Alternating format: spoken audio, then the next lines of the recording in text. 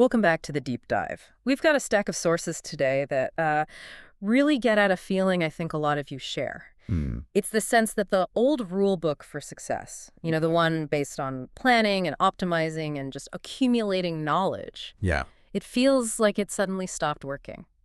So we're diving deep into the core material you provided, which is titled From Certainty to Attention, Surviving Radical Uncertainty. Right. Our mission today is pretty simple. Mhm. We want to understand why the familiar tools, the classical strategies, feel so hollow, I guess, when you apply them to a modern career or to finance or even just trying to navigate social media. And we have more data than ever. Exactly. More data, more computing power, and yet we feel, I think, profoundly less certain about what's coming next. Well, and what's fascinating here is that the source material immediately just dismisses the idea that the problem is, a lack of information, Yeah. or that we're somehow less intelligent. Right. The core issue is much more structural. We are dealing with a fundamental change in the class of problems that now define success and failure. Okay. We have moved from seeking certainty in these stable systems Mhm. to desperately competing for attention Right. in highly volatile, reflexive ones. And just understanding that shift is the first step. Okay, let's unpack that. I think we need to start by establishing where we came from. We have to go back to this age of certainty you mentioned. We're reigning intellectual ideal for centuries. Yeah, it really gave rise to the Industrial Revolution, didn't it? Absolutely. Yeah. I mean, if you look at the physical sciences, like classical mechanics or even engineering. Structural vibration, things like that. Exactly. The ideal was control. If you understood the system, the inputs, the forces, the material properties, you could model it. You could write the equations and predict its behavior pretty reliably. Whether it's a planet's orbit or, like, the stress on a bridge. Precisely. You could isolate the system, measure the variables, and then forecast the outcome. Think Newtonian physics. Right. So in the classical view, uncertainty wasn't really a feature of the world. It was a bug. It was a bug. It was treated merely as noise, a small calculable layer of disturbance on top of an underlying stable structure. Something you could filter out. Or at least calculate the odds of it happening. The assumption was always stability. And that scientific worldview wasn't just in labs, right? It translated into how we thought about life and success. Oh, completely. It created this formula that really dominated the 20th century. Knowledge leads to predictable outcomes. So success was something you could plan for. You could plan for it, you could optimize it, you could achieve it through enough understanding and, effort. And the sources point out this formula worked beautifully for a long time because the environment itself changed so slowly. It did. Specialized knowledge held a real, durable advantage. He spent 10 years mastering a rare skill or getting proprietary information. That edge lasted. It lasted for decades. Mhm. You could count on the stability of the whole system.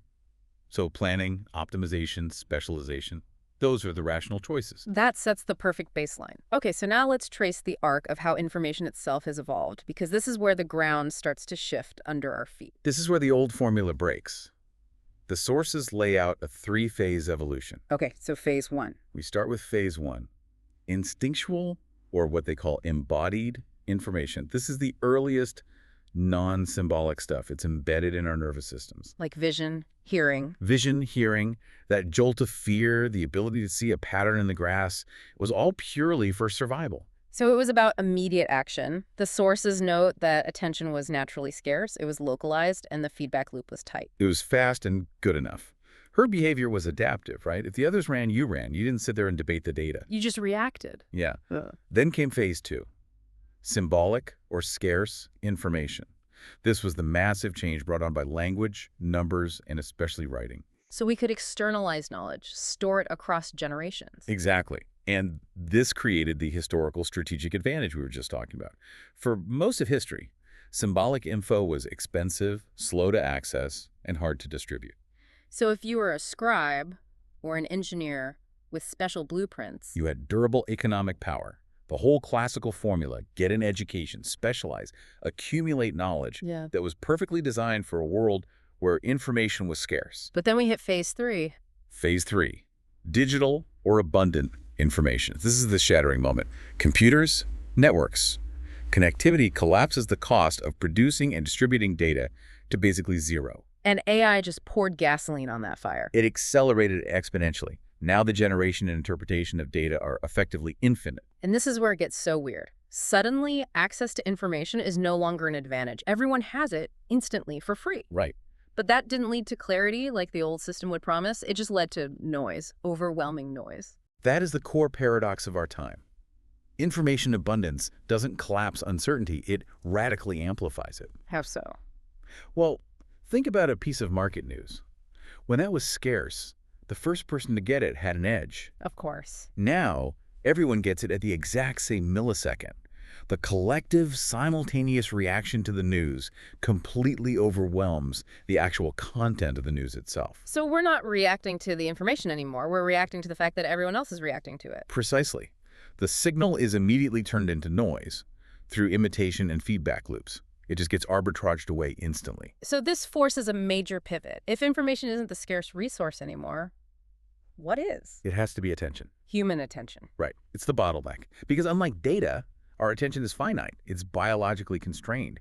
We only have so much cognitive bandwidth. And this brings us to what the sources call a new class of problems. The reflexive systems. Okay, that sounds a little academic. Can you define that in a way that's relatable? Because it feels like it describes how we live now. I think so. So in a classical system, the observer is separate from the thing being observed. A scientist studying a falling rock. Exactly. Studying the rock doesn't change the speed of the rock. But a reflexive system is made of agents, people, algorithms, who observe the system, react to it, and in doing so, they immediately change the system they're observing. It's a massive instant feedback loop. A huge one. It's like a flash mob where everyone is watching their own location on a GPS map and adjusting their path based on what everyone else is doing. Perfect analogy. Or think about the stock market. Mm. An analyst publishes a model saying a stock will rise. Right. The model fails the second it's published. Why? Because everyone reads it and acts on it, changing the price before the prediction could ever play out naturally. So prediction fails not because we lack data, but because the system listens to the models. Yes, you cannot isolate the system from the act of observing it anymore. And this reflexivity is what drives the attention economy. It makes engagement the only metric that matters. It's the dominant organizing principle. Industries are now fully geared toward capturing and holding your focus. Depth is secondary to visibility. Reaction speed is everything. That feels profoundly unstable. It is unstable. The very mechanism of getting attention is designed to create churn. If an edge is found, like a new video format on social media, millions copy it instantly. And the edge is gone. It's gone in days, sometimes hours. The system is designed to accelerate novelty, consume it, and then demand the next thing. It just pushes us toward more and more volatility. That paradox is brutal. But I want to push back a little here. If everyone is failing at prediction, what about the big institutions? The ones with the fastest algorithms? That's a great question. Don't they still have an edge? They can predict the first millisecond of the reaction. And they do. That's why high-frequency trading exists. They capture that initial fraction of a second. But, and this is the crucial part, their optimization strategy often forces them into these highly leveraged, overcommitted positions. So they gain speed, but they lose resilience. Exactly. They become incredibly fragile. And statistically, this is where we have to start talking about fat-tailed patterns. Okay, explain that. In the old world, the world of the bell curve, extreme events were super rare and had predictable limits.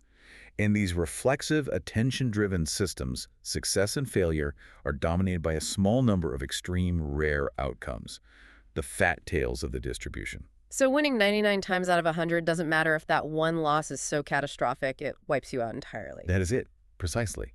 The system rewards visibility, but it punishes any dependence on stability.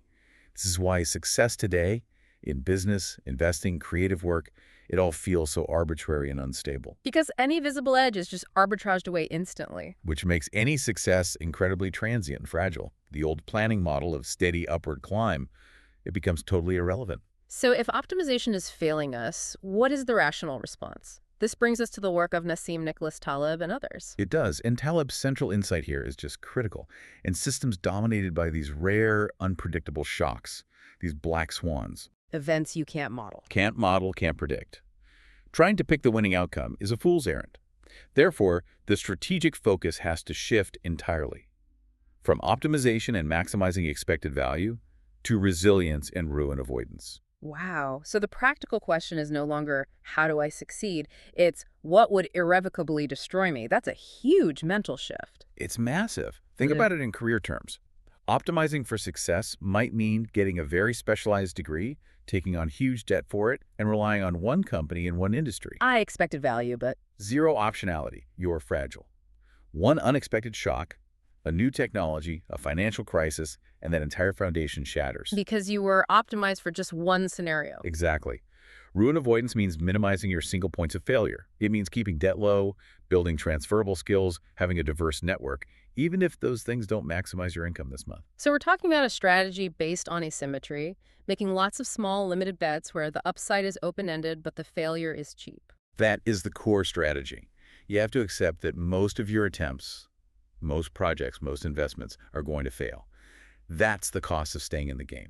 But because your downside on each failure is limited. A few rare successes, which you don't even need to predict, will more than compensate for all those cheap losses. Can you ground that for us? What does a cheap failure look like versus an expensive one? An expensive failure is the one we just used, taking on 6 figures of debt for a degree that becomes obsolete. A cheap failure is, say, spending a few weekends learning a new coding language to build a small side project that goes nowhere. The cost was just your time. But if it takes off, The upside is huge. Or in finance, making small bets where you can only lose the premium, but the potential gain is unlimited. The system rewards being positioned for positive surprises, not planning for predictable success. and this approach, it seems to me, demands endurance above all else. You have to stay in the game long enough for those fat tail events to actually happen. Endurance is the resilience strategy in action. If you get wiped out by the first negative shock, you miss all the potential positive ones that follow. The goal is to survive long enough that volatility, the very thing that makes the system so uncertain, actually becomes your friend. Because it gives you more chances for that positive asymmetry. It does. And we have to just briefly touch on the AI multiplier here, because AI doesn't solve this problem. It makes it worse. How so? It doesn't make things more certain. No, it accelerates reflexivity. It processes information and executes actions faster than any human, which shrinks the window for any informational edge to near zero.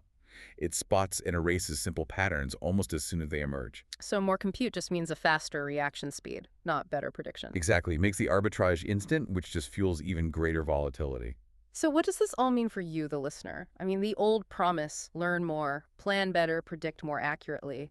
That model of control is it's broken. It no longer holds in a world of abundant information and scarce attention. The attention systems we live in are inherently unstable. They're designed to reward the rare, unpredictable event.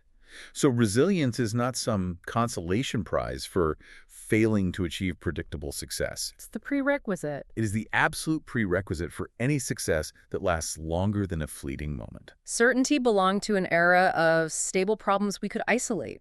Our task now isn't to master the system through prediction, but to, learn how to navigate it without being broken by it. And that's not a retreat from intelligence. It's an essential adaptation. The rigor required today is about accepting that uncertainty, severely limiting your exposure to catastrophic loss to your ruin, and constantly preserving your optionality, your ability to make a future move. And I think that leaves us with a final provocative thought for you to mull on. If the environment is fundamentally unpredictable and dominated by rare events, perhaps the most intelligent strategic move you can make today is simply reserving the ability to act tomorrow. Your job isn't to guarantee a big win today. It's to ensure that you cannot be forced out of the game when the inevitable shock hits. And that flexibility preserving your optionality, that may be the new definition of wealth.